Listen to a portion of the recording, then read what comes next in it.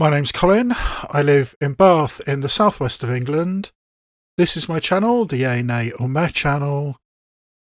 And it's time to do another round of extremely early Oscar predicting. And it's even earlier than I was anticipating because I thought it would be kind of sensible to do one of these videos every 3 months or so. But circumstances have arisen where I'm going to be doing this a little bit early. I anticipated doing this in July and it's currently June. And there are some reasons why I'm doing this now. Similarly to the last time I recorded one of these videos, I've been stuck with one of my reaction videos, trying to get it past the copyright protection, so I'm editing and re-uploading and editing and re-uploading and editing and re-uploading. This time, the Ryan Coogler film Sinners, which will be talked about later. So that had me, twiddling my thumbs a little bit.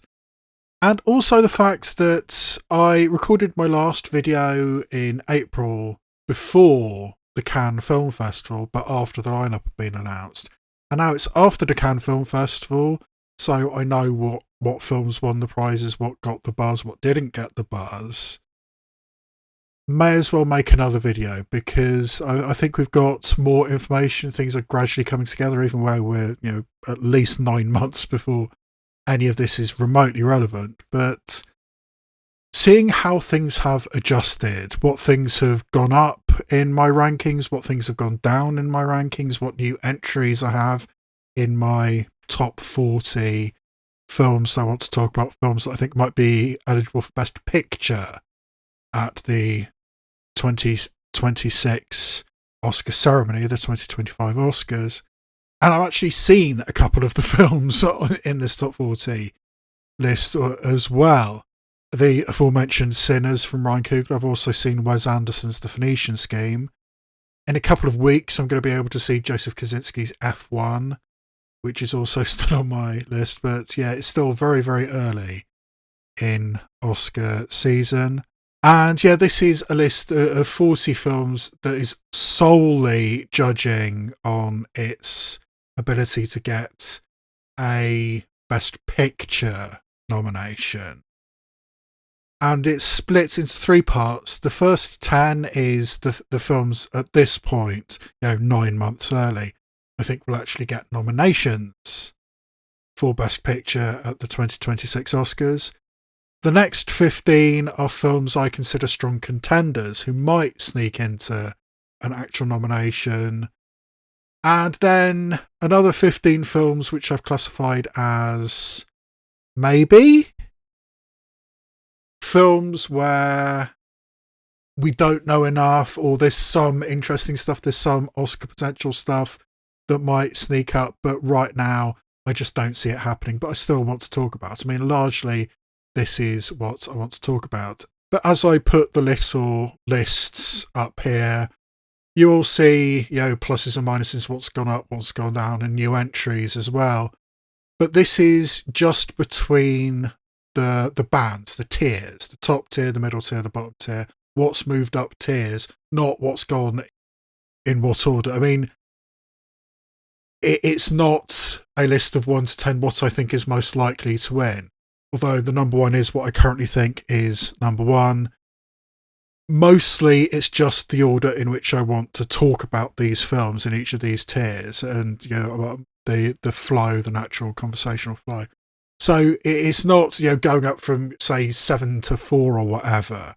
It's going between tiers is what the pluses and minuses mean. So with all that said, the top of my list hasn't actually changed much. The top 6 films in this list are the exact same top 6 from my last list.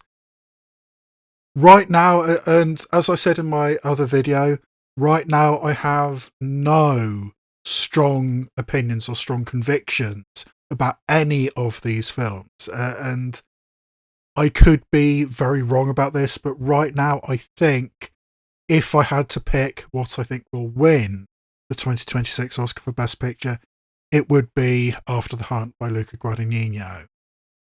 As I've said in my previous videos, I'm not actually the hugest fan of Luca Guadagnino, but I think it's the least worst option. It is, I think, the best way to put it. I mean, I think every one of these films, all 40 of these films, I think, are flawed in some way or another.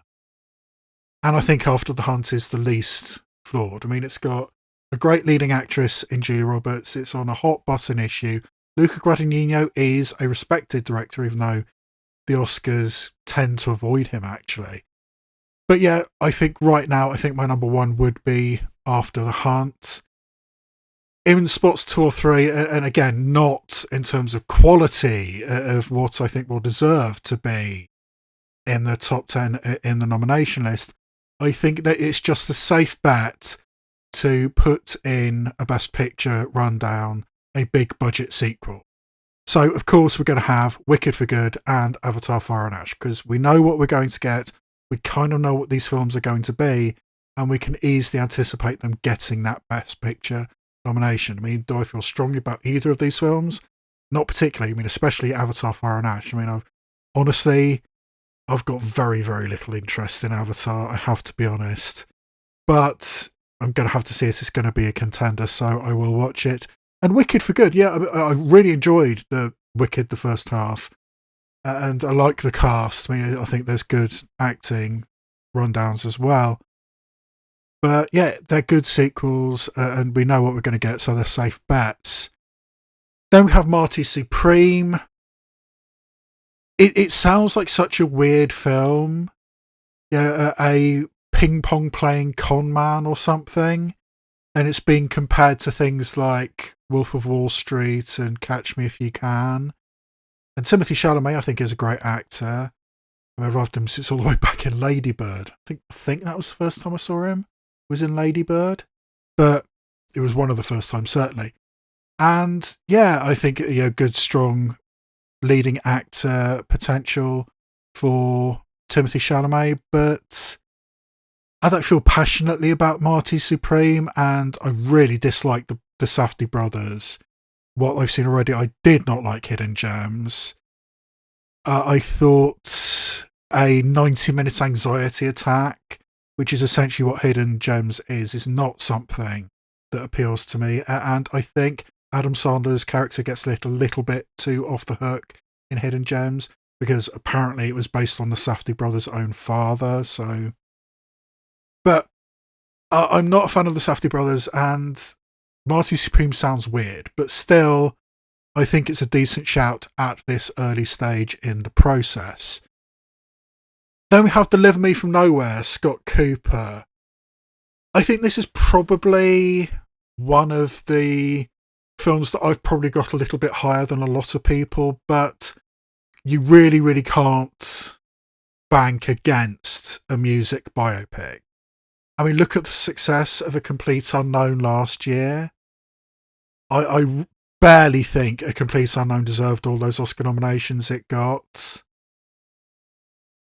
And, then we've got things like, Bohemian Rhapsody and Elvis. Even Judy classifies. You can't go wrong with a music biopic. And Bruce Springsteen is, a legendary musician. Jeremy Allen White is a actor on the rise, I think. At this point, it is a safe bet putting Deliver Me From Nowhere in the list. And then we have Jay Kelly, the new Noah Baumbach film. And very, very little is currently known about Jay Kelly. But I know it's Noah Baumbach. I know it's Netflix, and this is probably going to be their strong push from Netflix. I know it's Adam Sandler, who's kind of due. And it's also George Clooney, who hasn't been a leading actor for quite a while. Oh, actually, no, he did that stupid romantic comedy with Julia Roberts. Yeah, that was mid. But George Clooney hasn't been, sort of like Oscar baity actor for quite some time. So yeah, the elements are there. And despite the fact I know very, very little about Jay Kelly, I do think it's a safe bet for the Best Picture nomination list.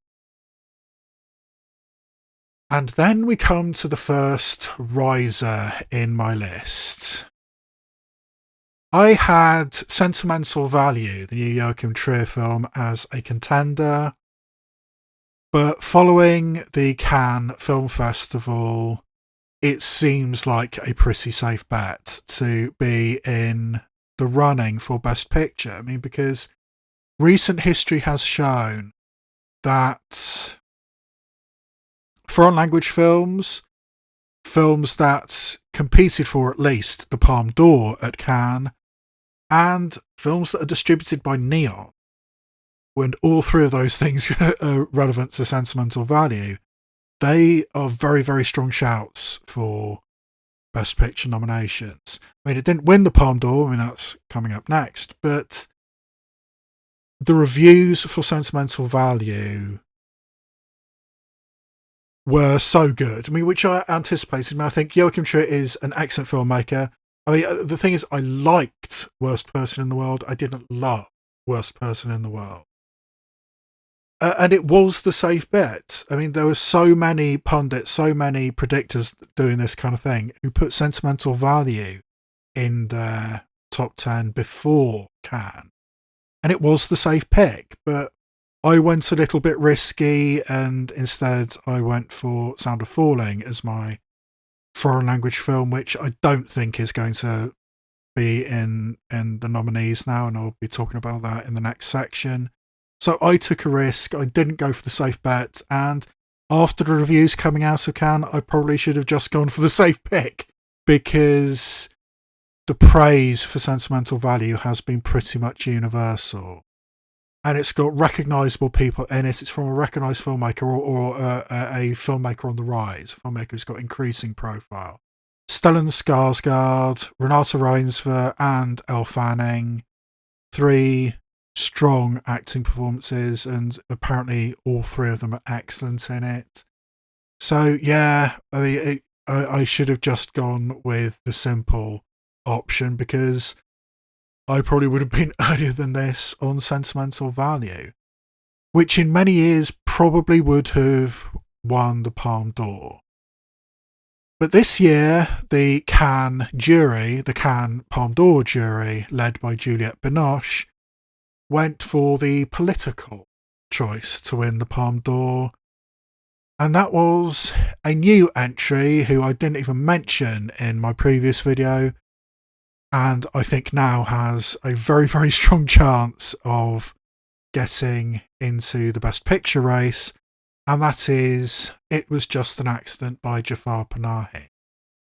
Jafar Panahi is an Iranian filmmaker who has been arrested several times in his native country, put under house arrest several times in his native country for his political stance.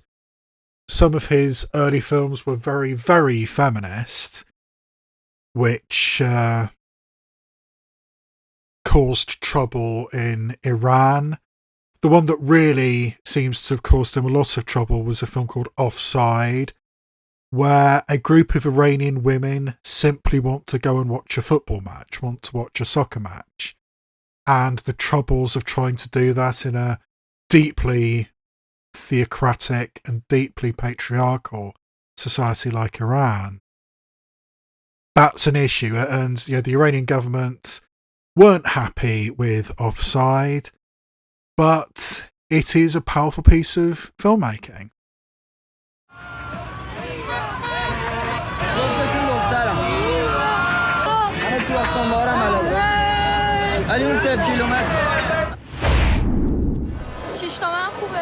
حالا گیریم که بهت دادم چجوری میخوای از دست اینا بری میدونی بگیرن چه بلایی سرت میارم این چیکارت میکنن دختر ممنوعه برای چی اومدی داخل ها کی شما را داده اینجا برگشت اینجا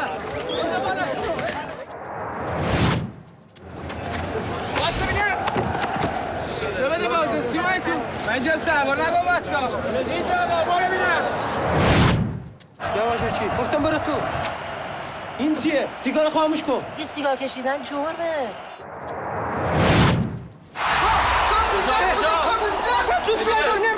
کجا میره؟ توالت میفهمی یعنی چی؟ خانم شما نمیفهم اصلا اینجا توالت زنانه وجود نداره توالت مردونه که هست نیست؟ اصلا نمیشه. مردی گفتن، زنی گفتن. اصلا نمیشه دوتا نمرم کنار هم بشینه.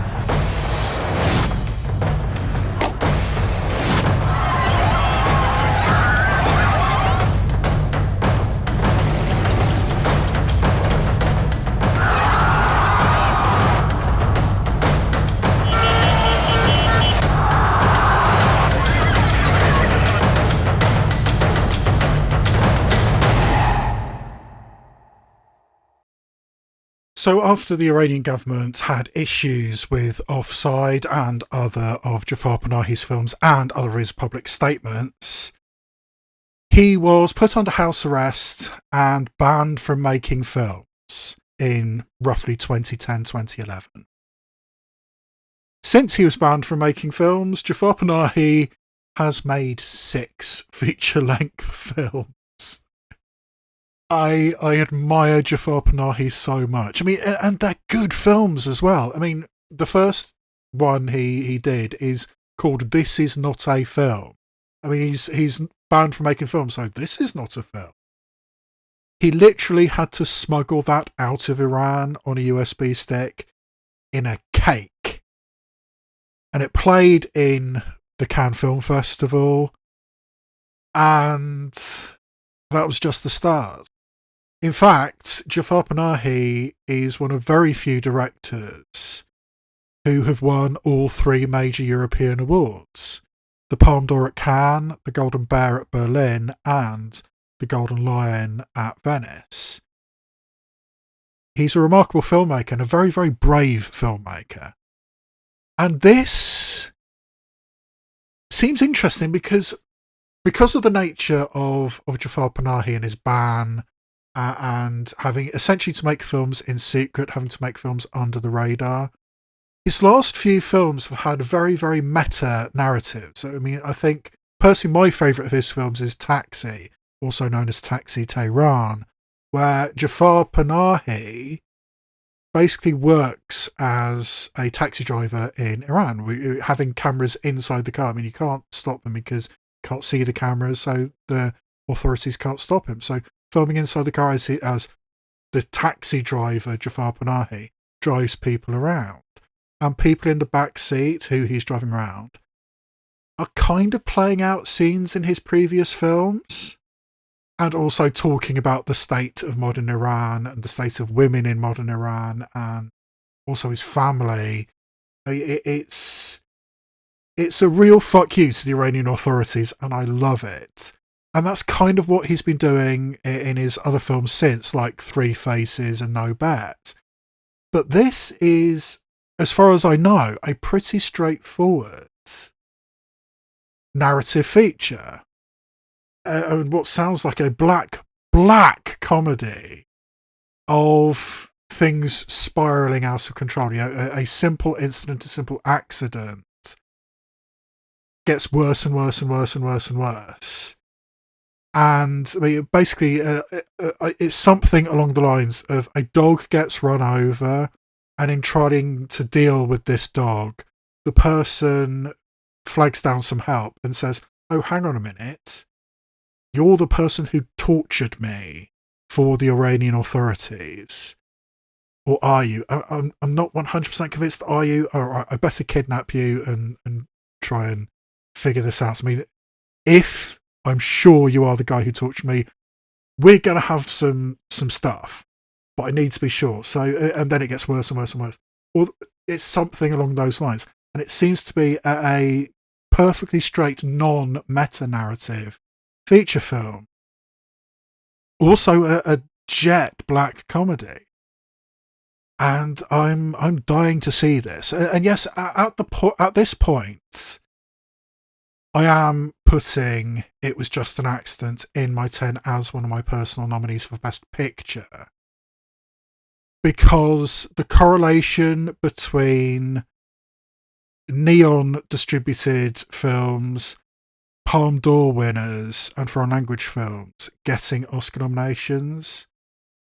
The last 5 years before this year, or last 5 ceremonies, 6 years because we had a year off for COVID, but the last 5 Palme d'Or winners, only one of them hasn't been nominated for Best Picture, and 2 of them won.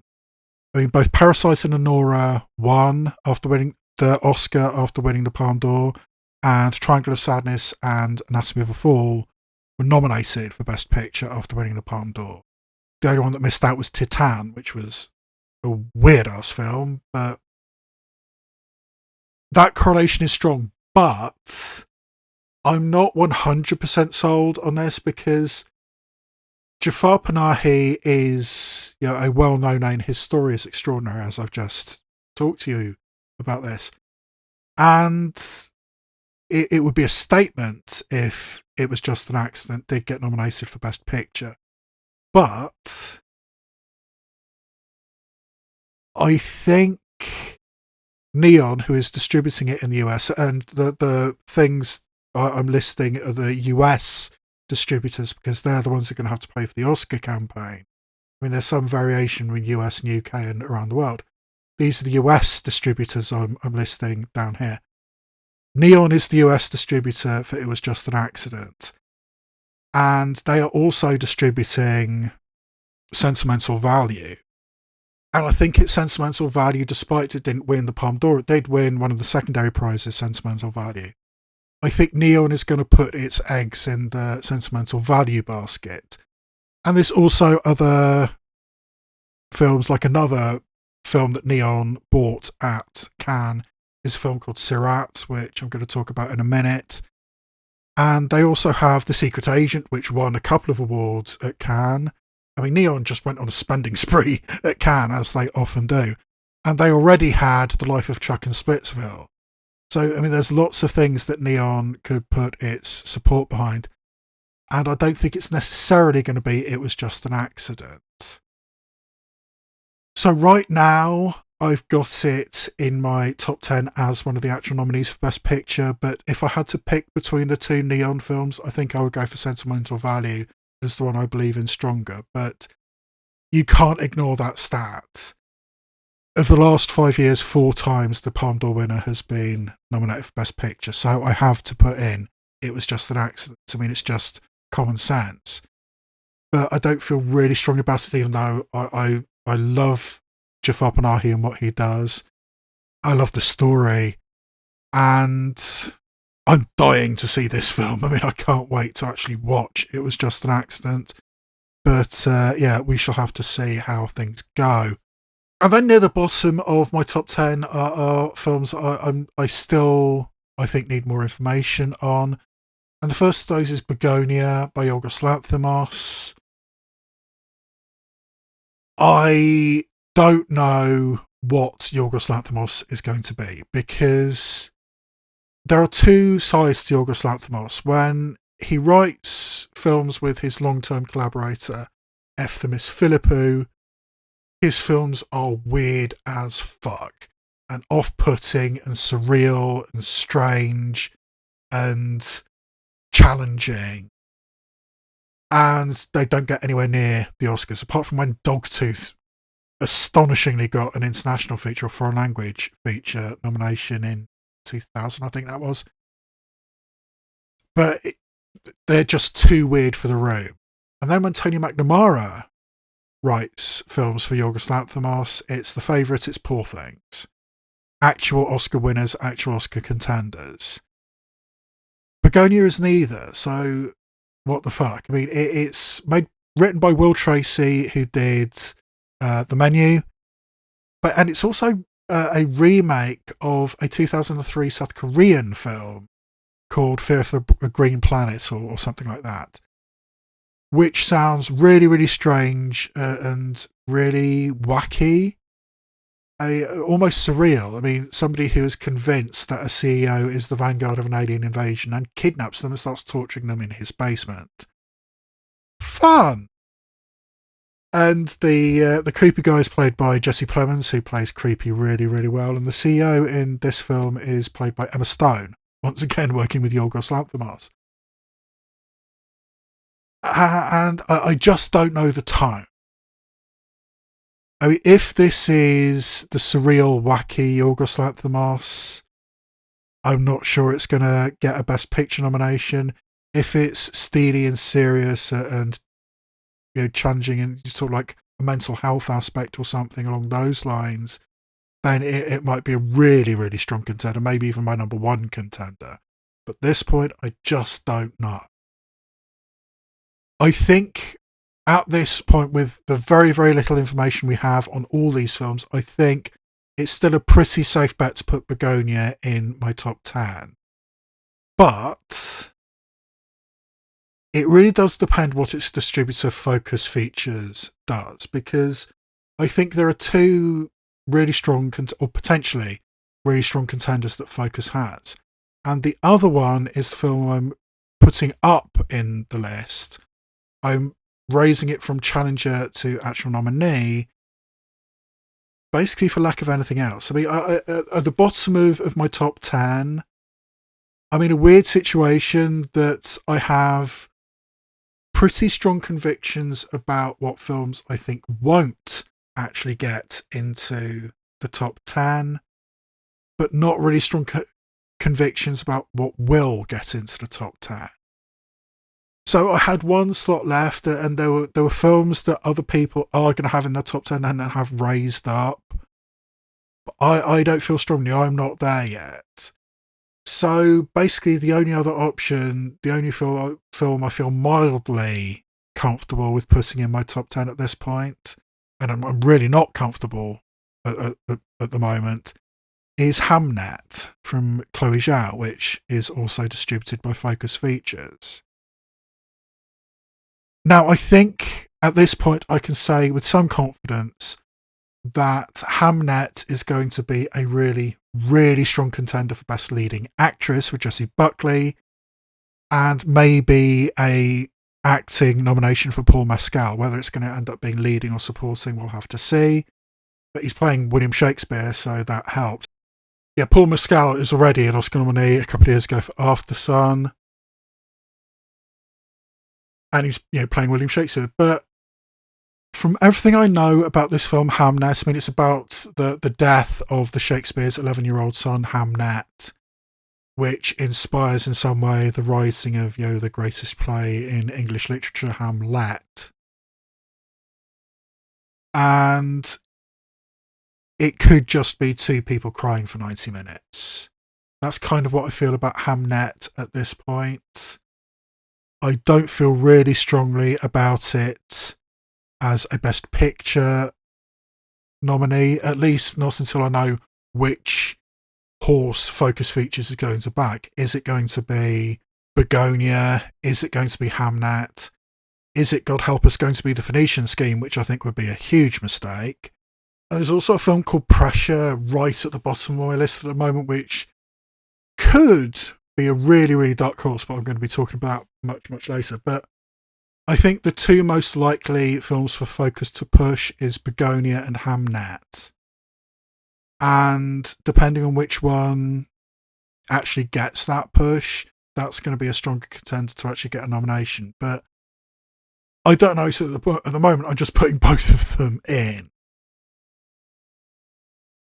So that's my actual nominees, the films I feel strongest about at the moment.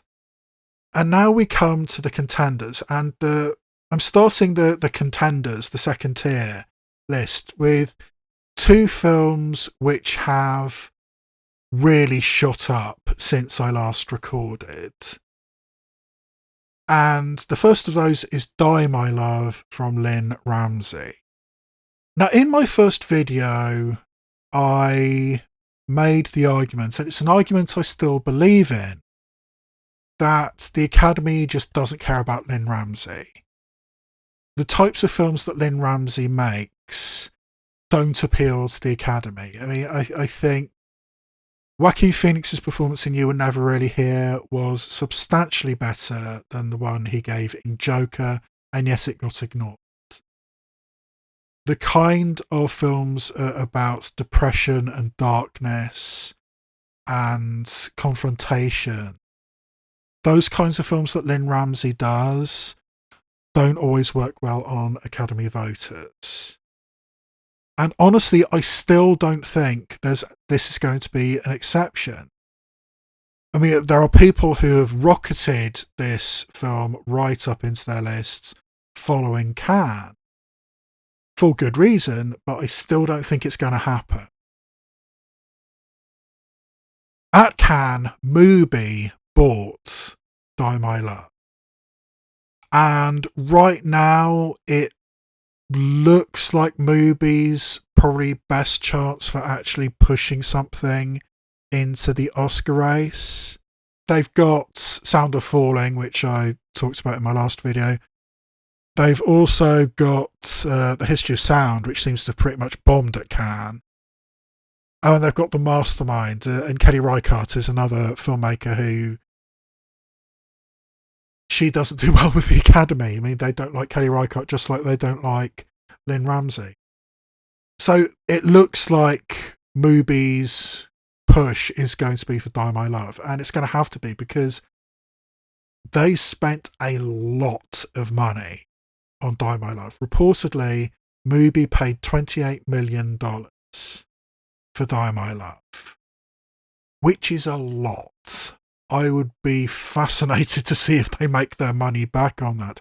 I think they're banking on the fact that Jennifer Lawrence is a name. Jennifer Lawrence is a movie star.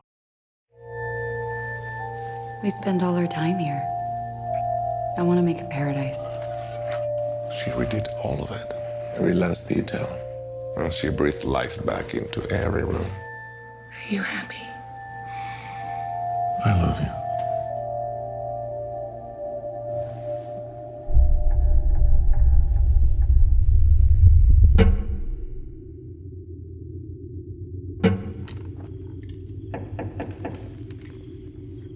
Please, come in. Hello. Hello. He's a stranger. We're just gonna let him sleep in our house. Hello. Hello. Did you know he had a wife?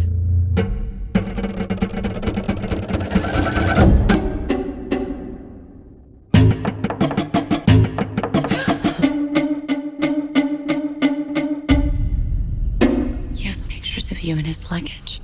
What were you doing in their luggage?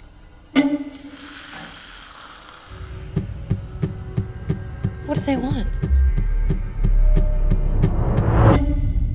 God help you.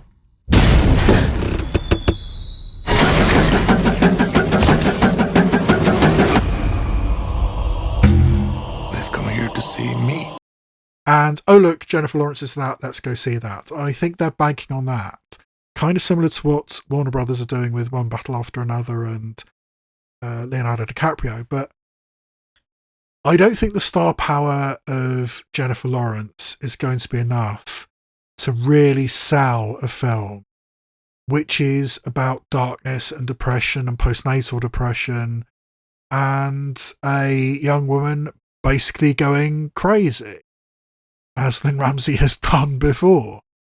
I still don't think this is going to be a contender, but Mubi are going to have to push it because they have to try and recoup their money somehow. I mean, I really don't think they're going to make their money back after spending $28 million on it.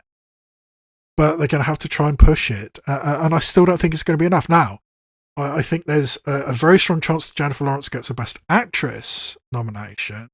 I think that's a reasonably safe bet. But for Best Picture, I do not see Die My Love working. I do not think that Mubi made a smart choice in spending that much on Die My Love. I just don't think it's going to be a hit. And because of that, at this point, I don't think it's going to be one of the nominees, one of my top 10. And the other film, which has been getting a lot of publicity since I last recorded one of these videos, is Ryan Coogler's Sinners, which I have actually seen and have done a reaction to, and I'm trying to edit it at the moment. I'm still in the process of trying to get it past the copyright protections.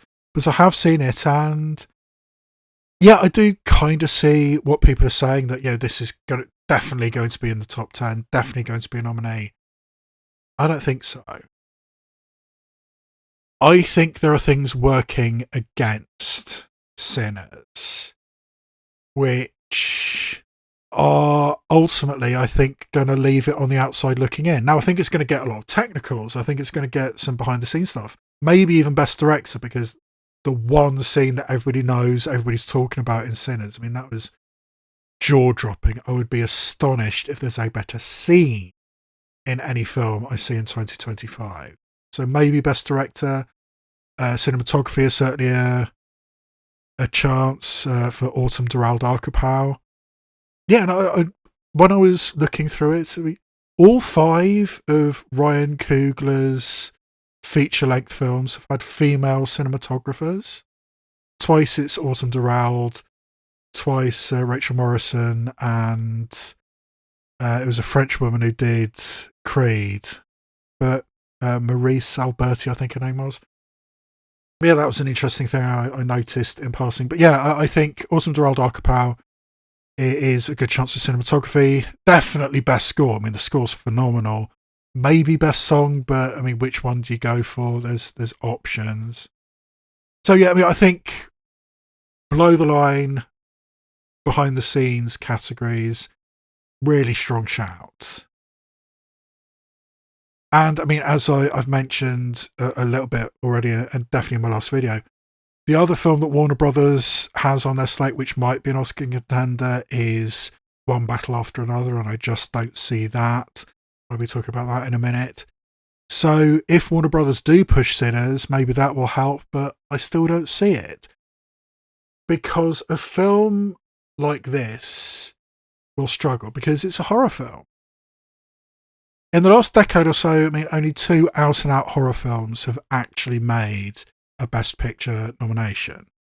The Substance last year and Get Out in 2017. And both of those are horror movies with a social comment to be made.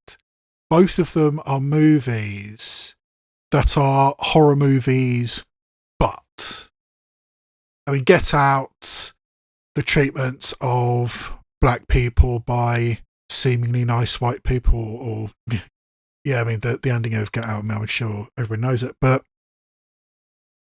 that is a powerful comment that Jordan Peele was making in that.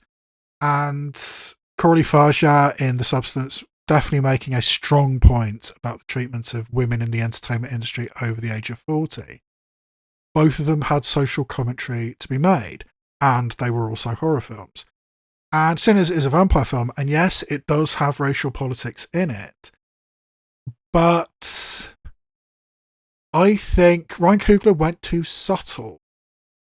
If your goal is to get into the Best Picture Oscar race, then you need to be blunt.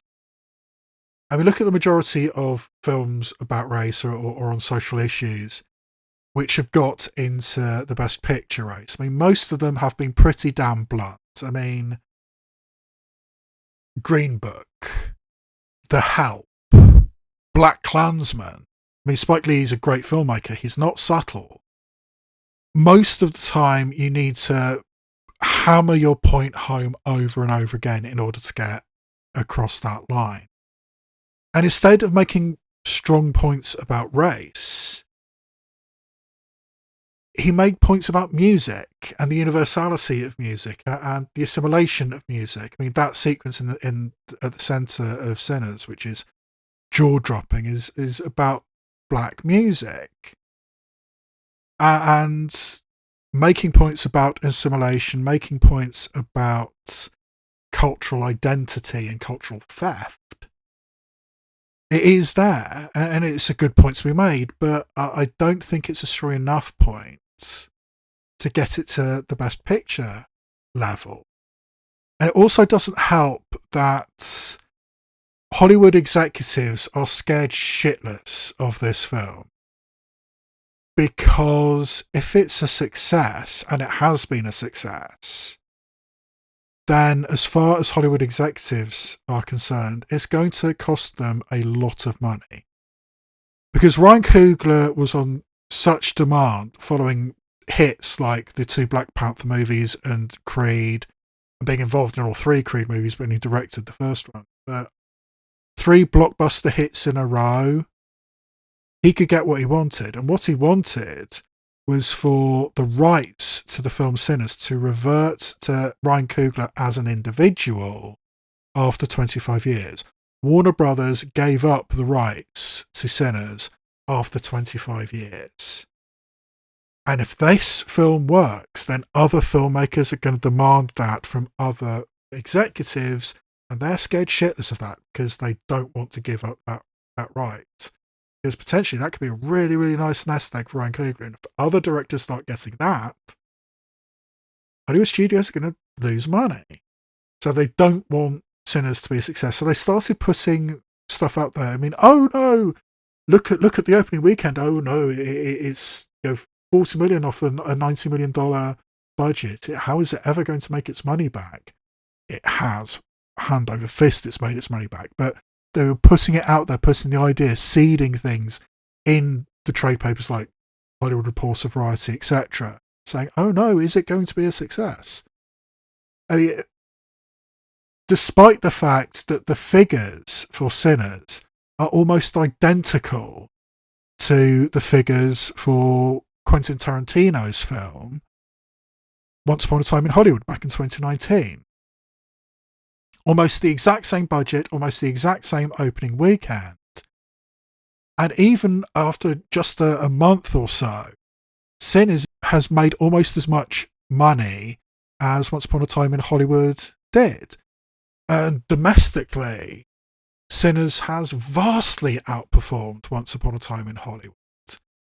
And I mean, this little stuff I took screenshots off from Box Office Mojo, unfortunately it doesn't list the budget for Sinners, but it is a reported budget of $90 million. So these are very comparable films, and yet, oh no, it's going to be a disaster when it hasn't been. So even though that whisper campaign hasn't worked and Sinners is unquestionably a success, it's maybe just a tiny niggle, the tiny bit of sand which starts the pearl that, oh no, it wasn't a success, we won't vote for it. Maybe. It's also released very, very early in the year. I mean, this is a video where I've watched 2 of these 40 films. This is not Oscar season yet in the slightest, and yet it's being released. So it's early, it's black, it doesn't address black issues in a blunt enough way, it's too subtle for the room maybe. And there's that whisper campaign against it because the executives are scared shitless of it. So there are things working against Sinners, and ultimately I don't think it's going to end up as one of the 10 Best Picture nominees come the end of the year. I mean, I really, really enjoyed it, and once my Sinners reaction video is released, once I get it past the copyright after, it's probably going to be after this video is released now, but if I ever get that online, I mean, you will say, I really, really enjoyed Sinners. But at this point, I don't think it's a Best Picture nomination worthy film. And the next 3 films on the list have all got the little minus next to them because they're the 3 films I've taken out of my top 10 since the first video. And the first one is Frankenstein, Guillermo del Toro's Frankenstein. I've now seen the teaser trailer for Guillermo del Toro's Frankenstein, and it's kind of what I was expecting. I mean, very, very gothic, kind of flamboyant by the looks of it, and very genre feeling. And I think at the end of the day, there's probably going to be only room for one horror movie in the 10. And if there is going to be one, it is going to be Sinners, not Frankenstein. I mean, I haven't got either of them in my list as things stand. But if there is going to be a horror movie, it's going to be Sinners. So Frankenstein, by necessity, drops down to the next tier. Then we have The Sound of Falling, the film I took a punt on in the first video I recorded.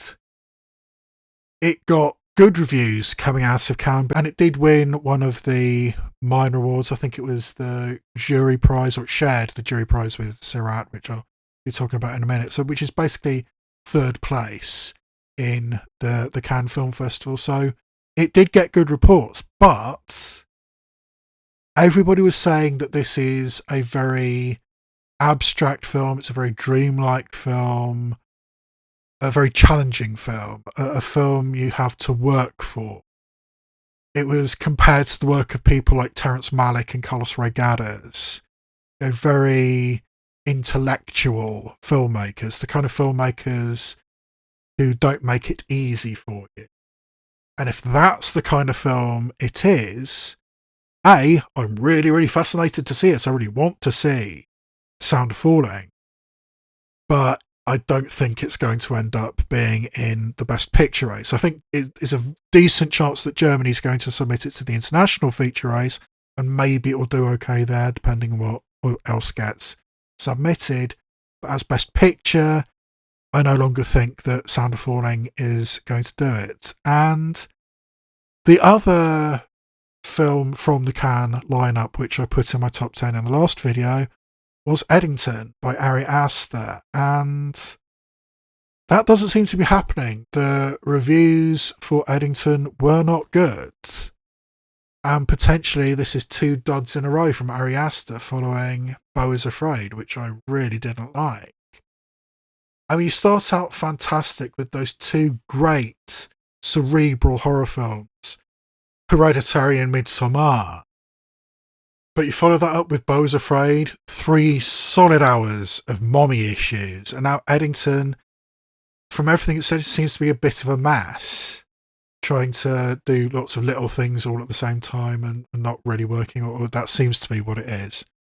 And potentially also making fun of everybody, so nobody's happy. It doesn't seem like anybody's happy with Eddington, which is a disappointment, because when I saw that, I thought, ooh, Ari Aster's in competition at Cannes. Yeah, let's have a look. But it doesn't seem to have worked on anybody. So, yeah, it doesn't look like Eddington's happening, at least not for Best Picture. So that has dropped down a tier. And I still do not believe in One Battle After Another by Paul Thomas Anderson. And since the last recording, the fact that Sinners has been such a hit also makes it less appealing as a Best Picture contender, because Warner Brothers are probably going to push Sinners over One Battle After Another. At least that's what it appears at the moment.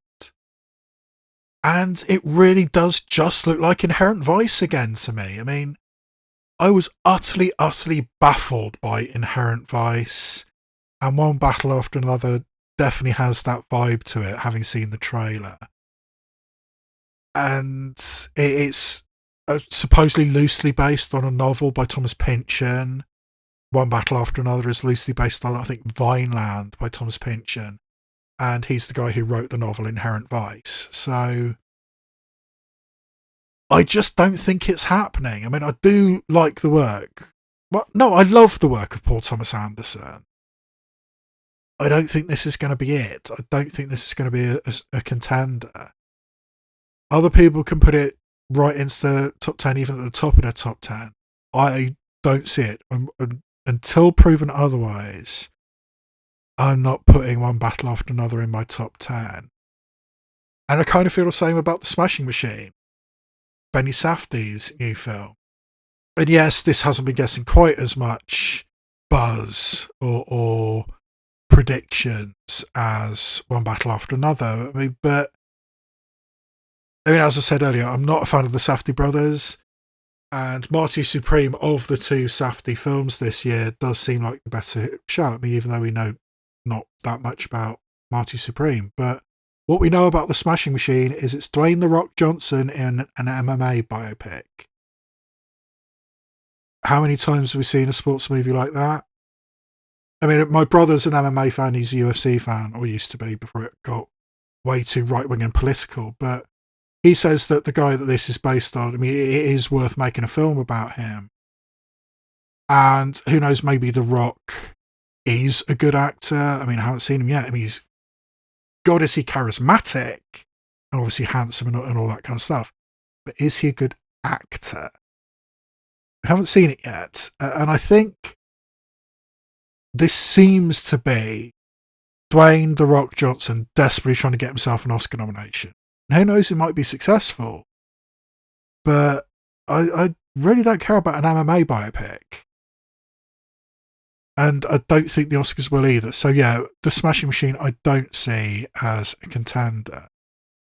But potentially we have another film coming out of Cannes and another film that Neon bought, as I mentioned earlier. I mean, they went on such a spending spree, Neon, after the Cannes Film Festival. And one film that they bought was Sirat, or Syrah, I'm not sure how you pronounce it, a Spanish film from director Oliver Lache.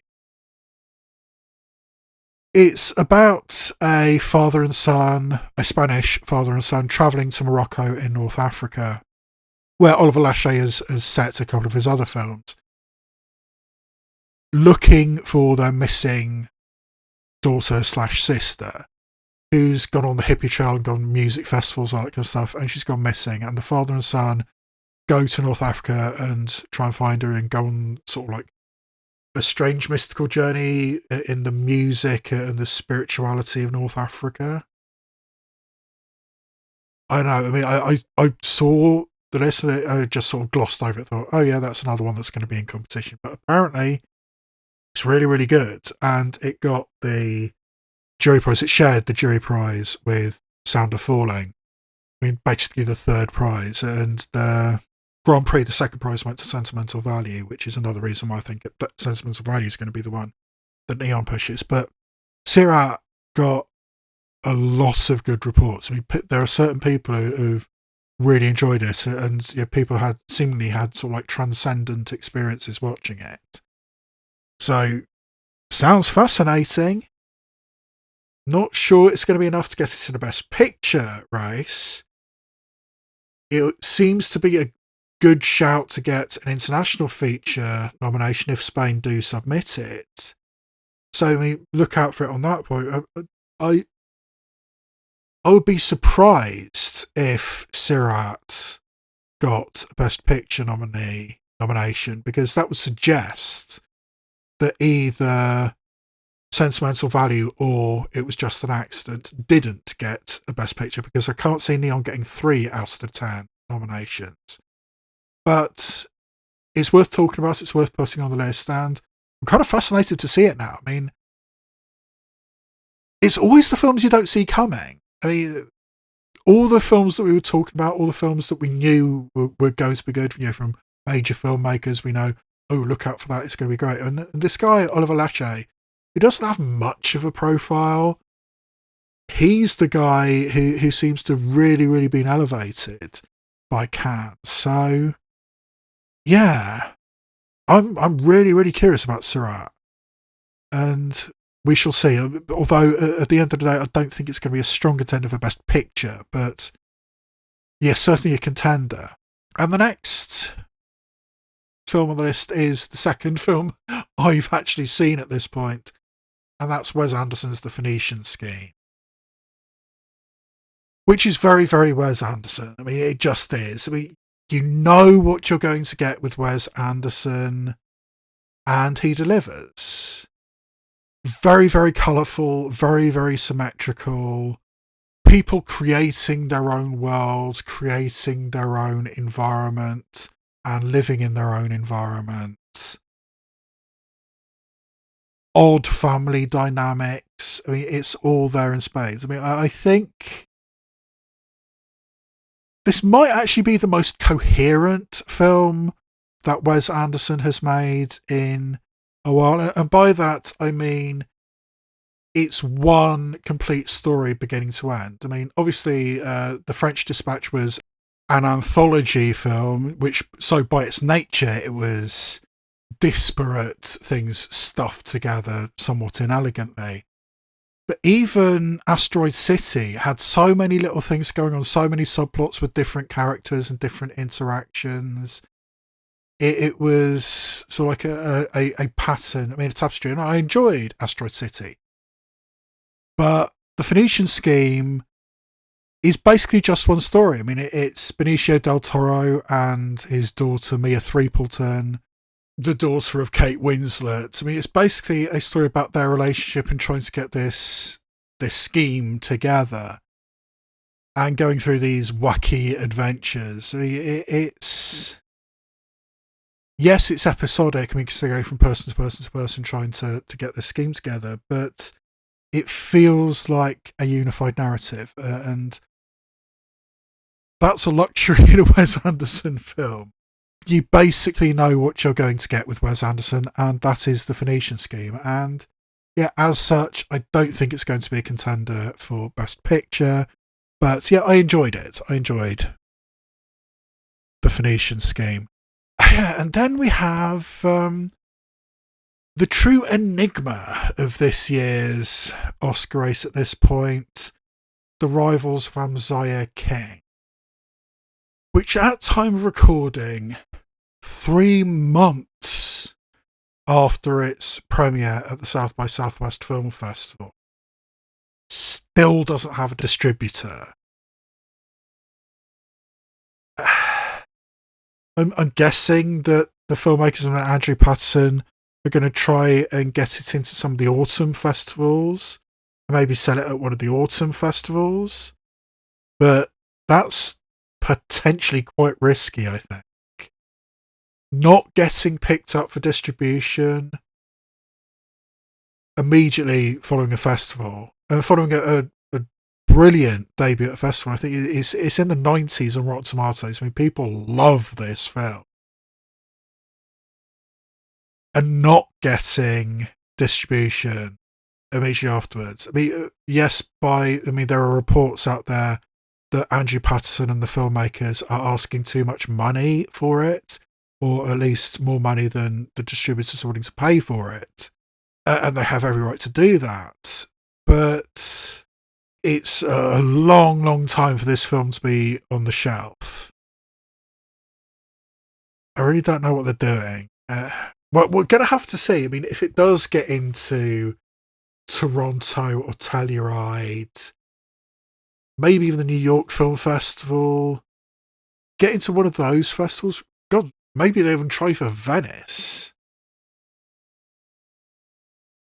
If it gets into one of those and actually sells at one of those, then yeah, maybe. But right now, I do not know what to do with The Rivals of Amaziah King. It sounds fascinating. I mean, Matthew McConaughey and his ex-foster daughter go on a quest of vengeance, and apparently there's lots of bluegrass music in it, and there's chances maybe for Best Original Song as well. I mean, it sounds great, and I think Andrew Patterson is a director I'm an admirer of. I mean, I had an issue with the ending of The Vast of Night, his first film, but there are a couple really, really fantastic scenes in The Vast of Night. I mean, that was a brilliantly directed film, and I really wanted to see what he did next, and apparently it's this, and it still doesn't have distribution. This is firmly in the category of wait and see, because this could be a really, really strong contender, or it could just fizzle out. It might have had its brief moments in the sun, its brief moment to shine at South by Southwest, and the longer things go on, the less that matters, the more the light diminishes. We can have to see, but it's a real enigma, The Rivals of Amaziah King, but it's still definitely worth having on this list. Header is a film potentially could be great. I mean, I think Nia DaCosta's a great director. I think Tessa Thompson's a great leading actress. And Hedda Gabler is one of the great works of European theatre. But how and when is this film going to be released? I mean, Amazon MGM has it, so if they think it might actually be a thing, it might actually be a contender, they'll put it out in cinemas, they'll really push it, they'll really put some money behind it, put campaign for it. Hey, look at Tessa Thompson. Hey, look at, I think it's Sandra Hüller, I think, is also in it. They could really push it. Or they could just dribble it out onto Amazon Prime and that's it. I mean, it really could go either way, but I'm dying to see it, so it's still on the list. Anne Lee by Mona Fastvold. As I said in my previous video, I generally don't like the work of Mona Fastvold as writer or director. I think The Bruce List was the first time one of her or Brady Corbet's films I've actually genuinely liked. And the fact that this is a musical and the music and the songs is being written by freshly minted Oscar winner Daniel Bloomberg. I think the score from The Bruce List was brilliant and it deserved the Oscar. I don't trust that guy to write catchy songs, which I think he's going to need to do. So, yeah, Amanda Seyfried is a great performer and a great singer.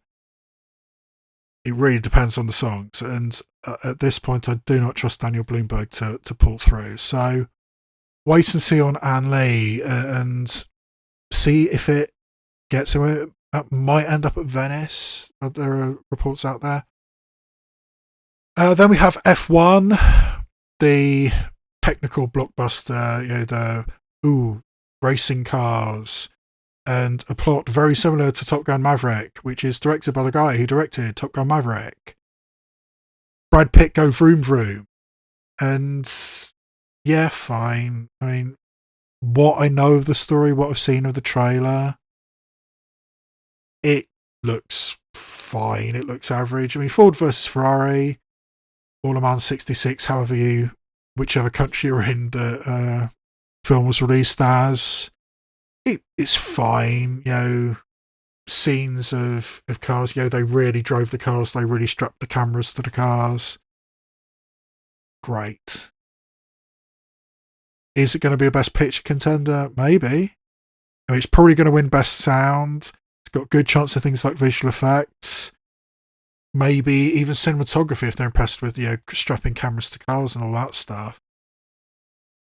It's got good chance in technicals, which might be enough to push it up into a Best Picture nomination as it did for Ford versus Ferrari. But, blockbuster. I mean, it's being released in the summer. I'm going to be able to see it in a couple of weeks.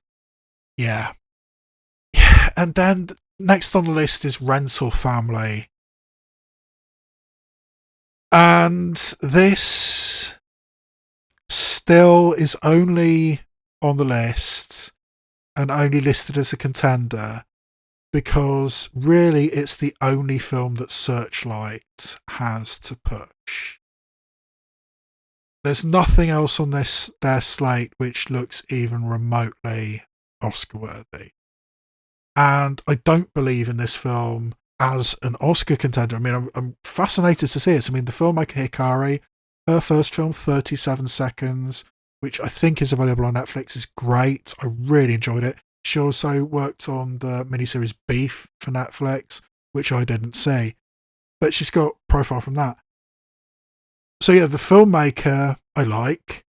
The story sounds okay. I mean, Brendan Fraser is an American actor working in Japan who rents himself out as a family member. I mean, and this really does happen. I mean, Werner Herzog did a film along similar lines, Family Romance LLC, a few years back. This does happen in Japan. And yeah, I mean, it sounds like an interesting, maybe even heartwarming film. Is it a Best Picture contender? Until proven otherwise, I say no. But it really is the only film that Searchlight has. And in a case of, in my mind, it's too good to ignore. Searchlight needs a strong Oscar contender. Rivals of Amziah King needs a distributor. On paper, either Searchlight or Sony Classics, which I'm going to be talking about in a minute, they're the ones that make the most sense to pick up the Rivals of Amziah King. And if that happens, then Rental Family is completely off this list. The only reason that Rental Family is on this list as a contender of any stripe is the fact that Searchlight has nothing else. And it's all, you always need to look at the US distributor to figure out what's going to be in the Best Picture race, because they're the ones who have to pay for the campaign. I mean, so much money gets spent on Oscar publicity and campaigns to get Oscar nominations. So much money. So you really need backing. You really need a big studio to back you. And if Searchlight has nothing else, they're going to push Rental Family, and maybe that'll be enough to get it a nomination. But right now, that's the only reason it's on the list. And the final film I want to talk about in this Contenders section is a film which actually won 2 awards at the Cannes Film Festival. It won both Best Actor and Best Director. By all accounts, there weren't any really, really strong contenders in the Best Actor category, which is maybe why Wagnamura won Best Actor. But Kleber Mendonça Filho is a respected director, and he won Best Director for The Secret Agent. And the Brazilian Mafia is already out in force. I've seen comments on other videos already from Brazilian people pumping up this film, and they haven't even seen the film. This is a film.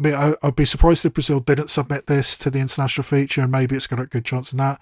The Best Picture, maybe not, because the year after I'm Still Here, this is also a film which is set during the Brazilian dictatorship, about a man, Wagnamura, who needs to go on the run, and is kind of inspired by films.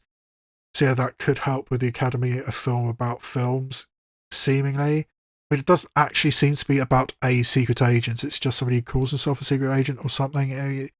It seems a little bit abstract, and that's one of the reasons why it's so far down the list, even though it won 2 awards at Cannes, which ordinarily would say, oh yeah, put it right up. But it's not very straightforward by the sounds of it. And I think something that abstract might not help. And in this particular case, I think the fact that it's Neon distributing it actually hurts the film. Because now Neon, after Cannes, has sentimental value. It Was Just an Accident, Sirat, The Life of Chuck, Splitsville. And they also have Julia Ducournau's Alpha, which looks like absolutely nothing, and I never thought it would be anything. So Neon has so many balls to juggle, and I really don't think The Secret Agent's going to be it. I think a very, very strong chance for at least a shortlist in the Best International Feature category, but I do not see The Secret Agent as a major player for Best Picture. But it needs to be on this list because it did win those 2 awards at Cannes. So that's the end of the contenders list. And now we have the maybe list. Another 15 films that potentially could get somewhere in the Best Picture race. And I'm going to start with the 4 films who've dropped down from the contenders list in my last video. And that starts with the untitled White House thriller from Catherine Bigelow, which still doesn't have a title, doesn't even have a release date. And I mean, as I said in the previous video, I think the fact it's Catherine Bigelow and it's got a really great cast, Idris Elba, Rebecca Ferguson, Greta Lee, great cast, great concepts. It seems to be sort of like real time. Staff is in the White House trying to deal with an incoming missile strike. Really, really cool. Because it's Catherine Bigelow, I say potentially Oscar bait. But on paper, that could just be a pop. And Netflix has a lot of other stuff to push. Don't really see the Catherine Bigelow film happening. And then we have the Life of Chuck, which is another one of the Neon films, which won the Audience Award at last year's Toronto Festival. And the correlation between winning the Audience Award at Toronto and getting a Best Picture Oscar nomination, very, very strong.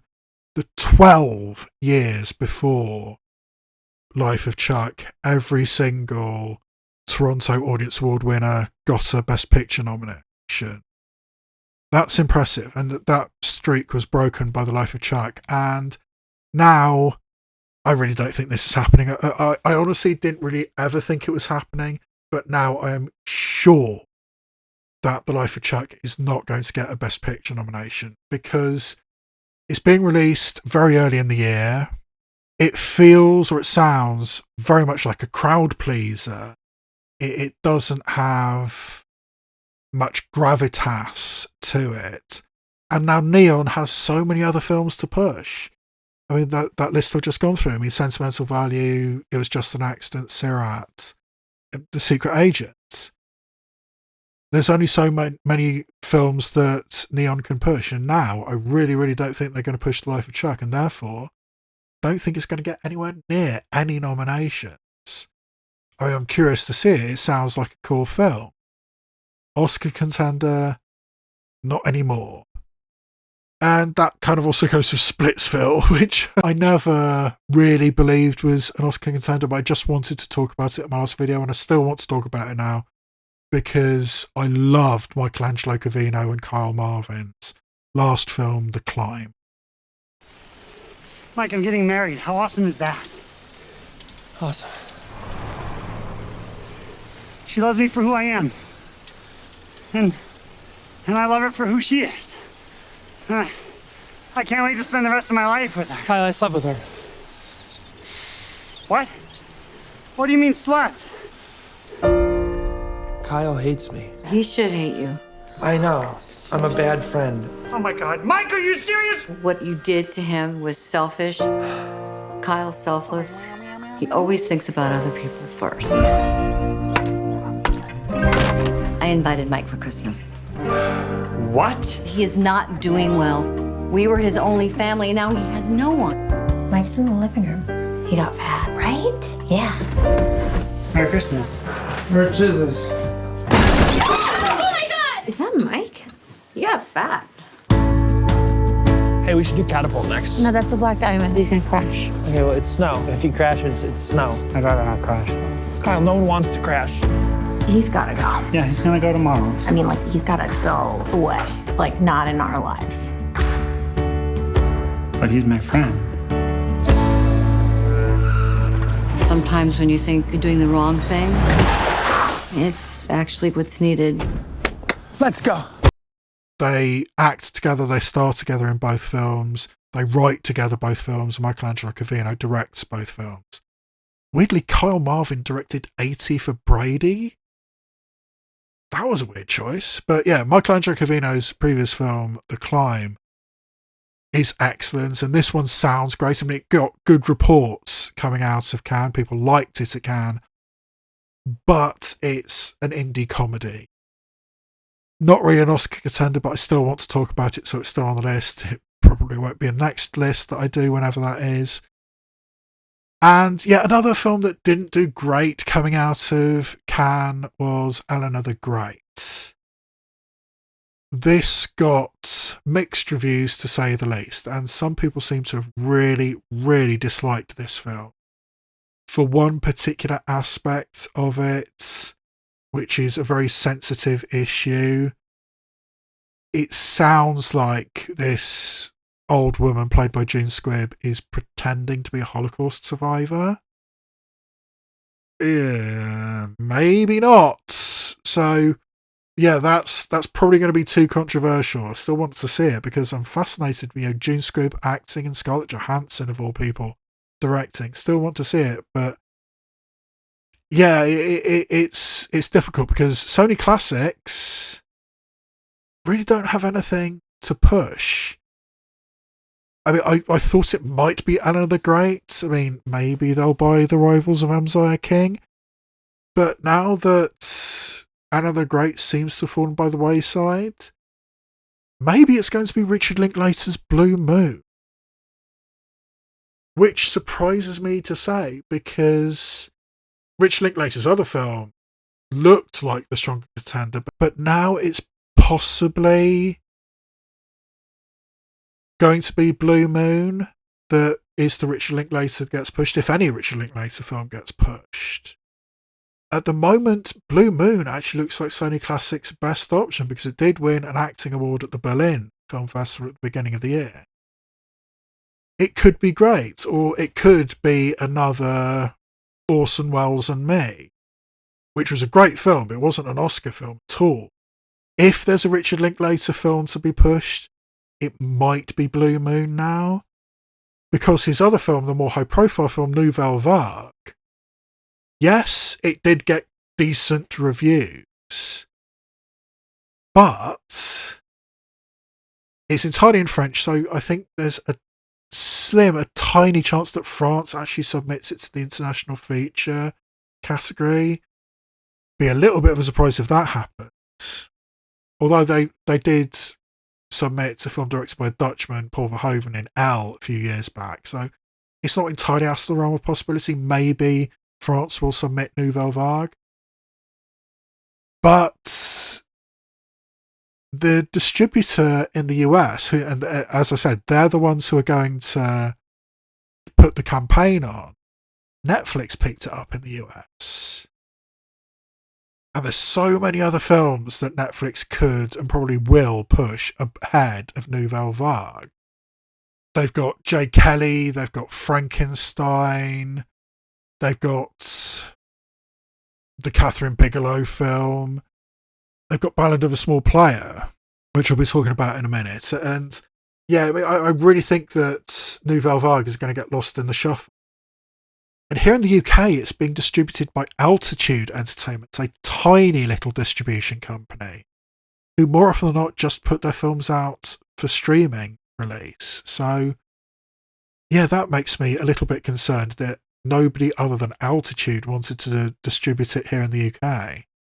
That's less than impressive on the distribution front, even though it got decent reviews at Cannes. So, yeah, I don't think Nouvelle Vague is happening, and therefore, if any Richard Linklater film is going to get pushed, maybe it will actually be Blue Moon. But I don't think either is happening, quite honestly. I mean, similarly to what I was talking about earlier with Rental Family, Lionsgate basically has nothing, because I do not think that Michael's coming out. I've removed it entirely from this list, and therefore the only film that Lionsgate has to push is Kiss of the Spider-Woman. And a very queer, very musical film, which didn't get great reviews when it premiered at festivals earlier in the year. I mean, it got okay reviews, but Lionsgate spent a lot of money on this. And again, similarly to what Mubi did with Die My Love, I really don't think they're going to get it back. So, yeah, I think Kiss of the Spider-Woman is going to get pushed, and maybe Jennifer Lopez for Best Supporting Actress, because apparently she's got lots of song and dance numbers in it. But as a Best Picture contender, I don't see it happening, but it has to be on the list because Lionsgate has nothing else. Maybe they'd pick up Rivals of Amzai King, but since they've already spent a lot of money on Kiss of the Spider-Woman, they probably won't do that. So, yeah, it has to be on the list because of Lionsgate. And as I already briefly mentioned, Ballad of a Small Player is a Netflix film. And people are putting it on the list in places really, really high up on the list because it's directed by Edward Berger. And he has cachet after directing All Quiet on the Western Front and Conclave. And yeah, ordinarily that would be worthy of note. It would be worth saying, oh yeah, the next Edward Berger film's going to get a Best Picture nomination. But actually looking at the plot of Ballad of a Small Player, it doesn't look like anything at all. And even the book it's based on seemingly doesn't have great reviews.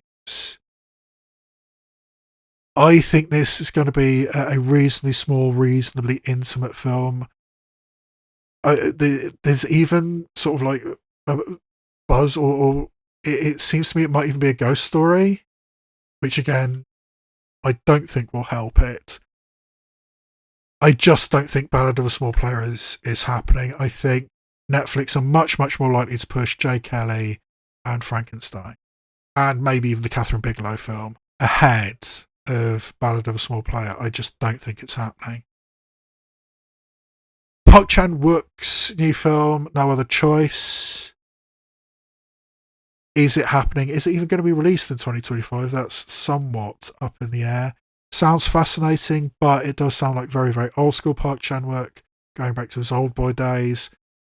Excessive crime kind of thing, somebody murdering somebody to get a job, or murdering several people. I mean, everybody is in front of him, everybody who's trying to get this job ahead of him, just killing them. Sounds like a very black comedy, but it's could be sort of wild and excessive, and that's not what the Academy goes for. So who knows? Definitely want to see it. I mean, I love Park Chan-wook, but don't necessarily think that no other choice is happening. And another film that didn't do great coming out of Cannes was Spike Lee's Highest to Lowest, which I never thought was happening in the first place, quite honestly. Spike Lee is kind of hit or miss, and this didn't feel like a hit to me. I mean, it's a remake of an Akira Kurosawa film. The last time he tried to remake an East Asian film, it was Park Chan-wook's Oldboy, and that was a disaster. And once people saw Highest to Lowest, the consistent criticism I heard was it's a film of two halves. The first half is very, very dry domestic drama. The second half is wild, excessive crime caper. And the two halves don't mix. Some people like the first half, some people like the second half. Not many people like the whole film. So, yeah, I don't see Highest to Lowest happening as a Best Picture contender. Maybe Denzel Washington for Best Leading Actor. Who knows? But yeah, I never thought that was happening in the first place, and the reports coming out of Cannes were not good. But they were better than the next film, which is Oliver Hermanus' film, The History of Sound, which got really poor reviews coming out of Cannes, which honestly surprised me because Oliver Hermanus is a filmmaker I really, really like. Living was his last film, which I enjoyed, another Akira Kurosawa remake. His previous queer films in his native South Africa, Beauty, aka Schoonheit, and Moffie, excellent. Really like Oliver Hermanus as a director. I mean, it's got great cast, Paul Mescal and Josh O'Connor as two folklorists or people collecting folk music who start falling in love with each other. It apparently did not impress people coming out of Cannes. So yeah, it was always a long shot, and that definitely doesn't seem to be happening for The History of Sound and Oliver Hermanus. And now I've spilt my drink all over myself. The last 4 films I want to talk about in this video are 4 new entries, which I didn't talk about in my last video. The first one of which is Ella McKay, which is a new film from James L. Brooks,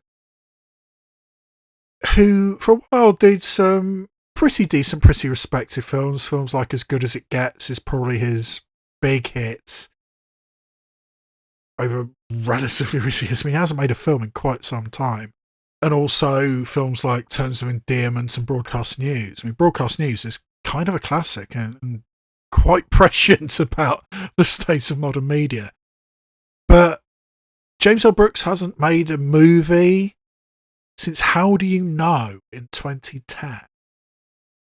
And now he comes back with Ella McKay, this new political comedy drama?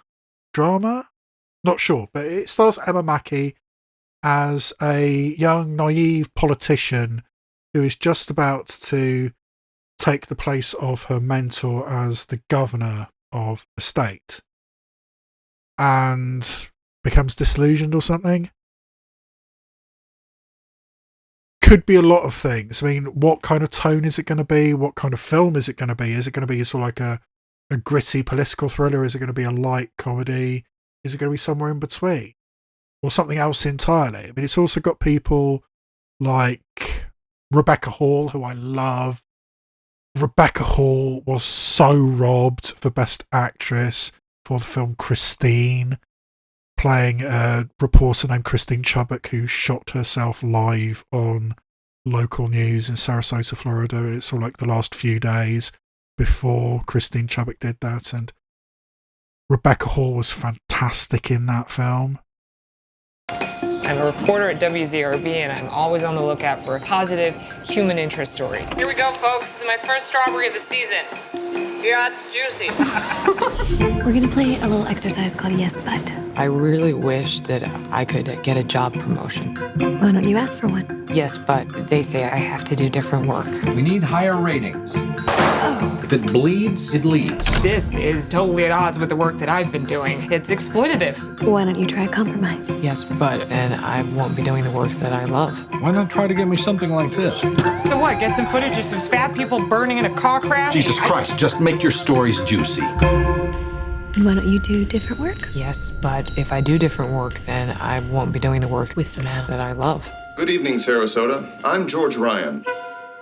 Christine. You and I have been working together for over a year now, and we've never gone out and have a drink together. Well, you've never asked me. You're not always the most approachable person. Why don't you adjust your thinking? Christine, this isn't the start of one of your moods, is it? Have you seen the flowers? They're fake! Sums up the whole operation! Christine, go home! These people are ruining me! These people? No, why won't anyone just listen to me?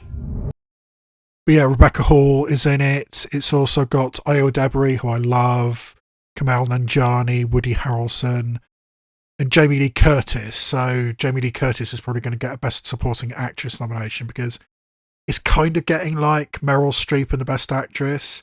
If Jamie Lee Curtis is in your film, she's probably going to get a Best Supporting Actress nomination, or at least Best Supporting Actress buzz.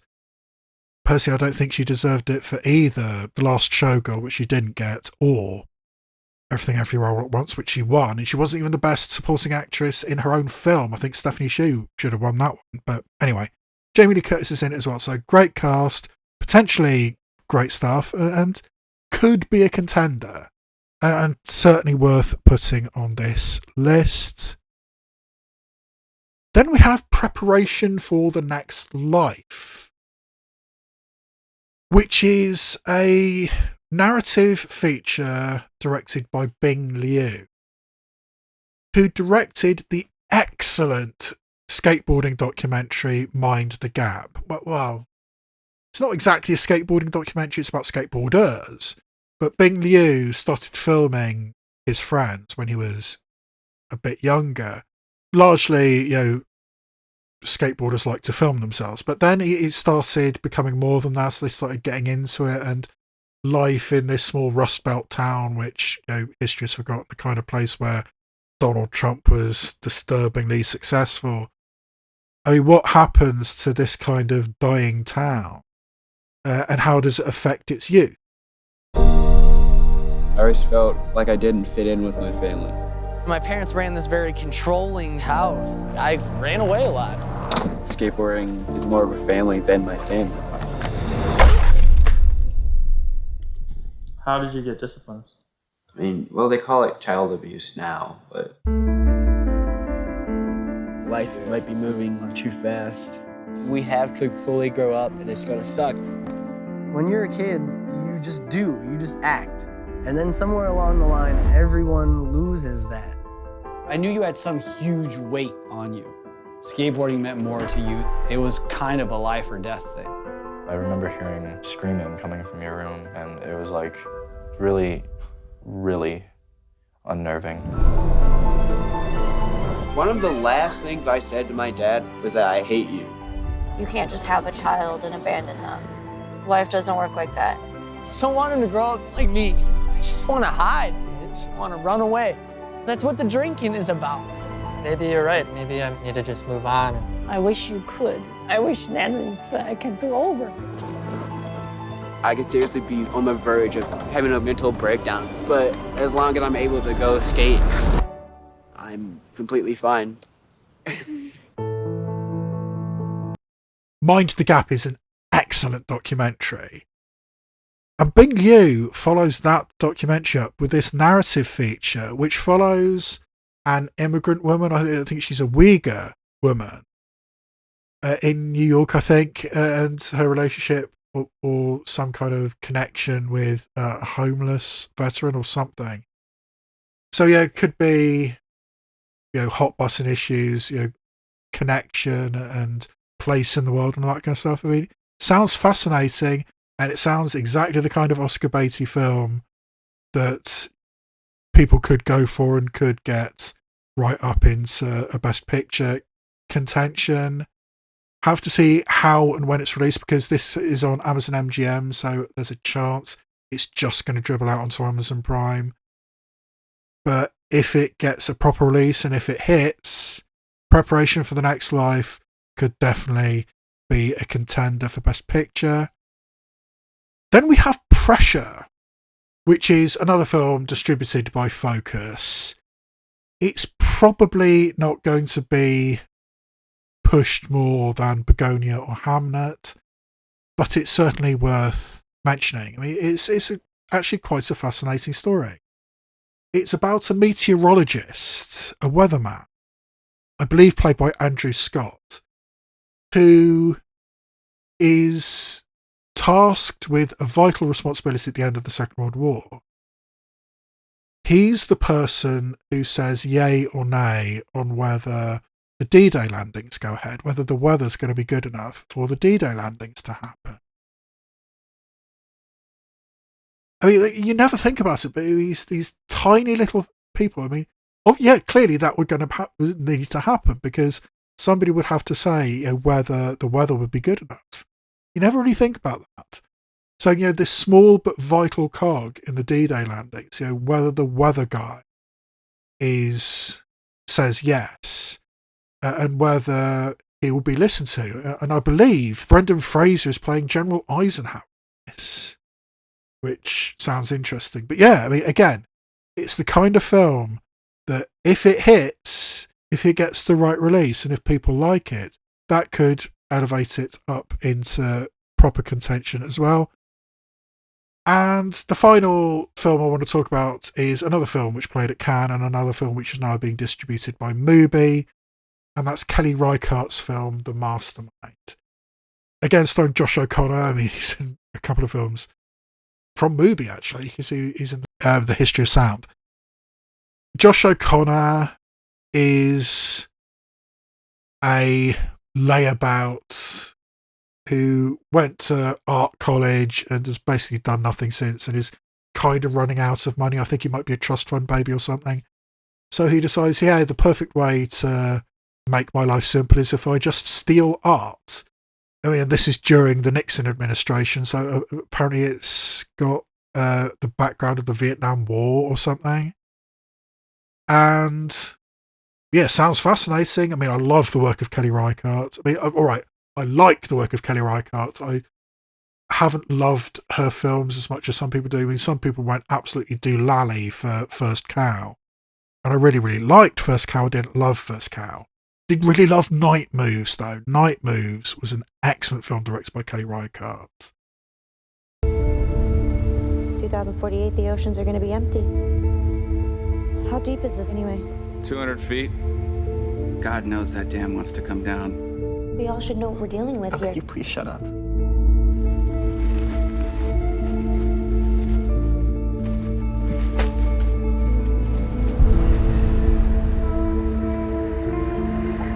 Howdy.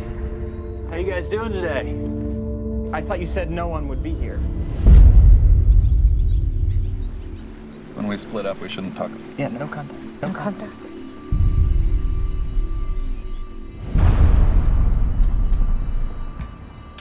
People are talking. Who's talking? Well, you don't think she would do anything stupid? I don't know. That's why I'm calling you. What are you gonna do? What do you mean? I mean, are you going to do anything? What did you think was gonna happen? Don't tell me anything. I don't want to know. One person. That's all it takes.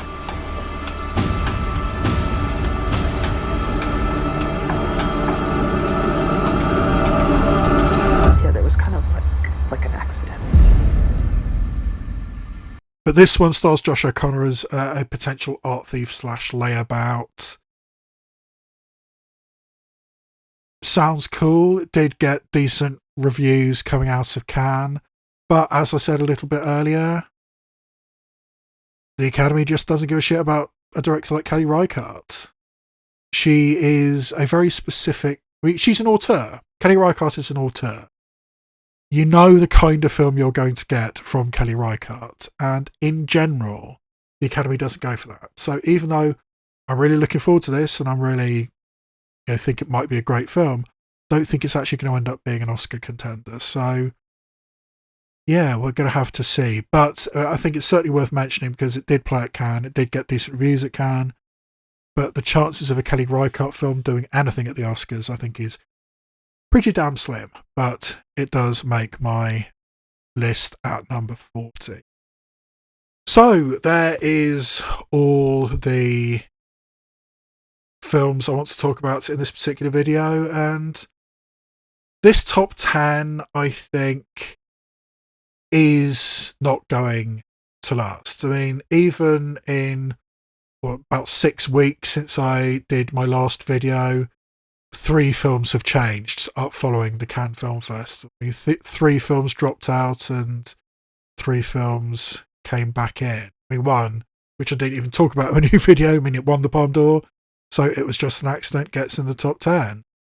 And Sentimental Value and Hamnet come up into the top 10 as well, even though I really don't feel strongly about Hamnet. I just feel more strongly about other films not getting into the top 10 than I do about that. So yes, this will almost certainly change again, and I'm almost certainly going to do another video at some point whenever the need presents itself to me, whenever I get enough new information to actually make it worthwhile.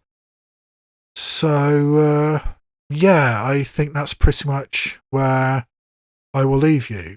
And yeah, normally I would go through my whole outro rigmarole, but I need to get this wet shirt off me. So please give it a like, please leave a comment, subscribe. What do you think is going to be a contender at the 2026 Oscars? And if you've watched this far into the video, maybe I do deserve a like. Anything that helps the algorithm, hit the notification bell, like, comment, subscribe, all that kind of stuff. But all that remains for me to say is this has been a presentation of the Yay, Nay or Meh channel, and I'll see you next time where I shine a light on TV and cinema, both obvious and obscure.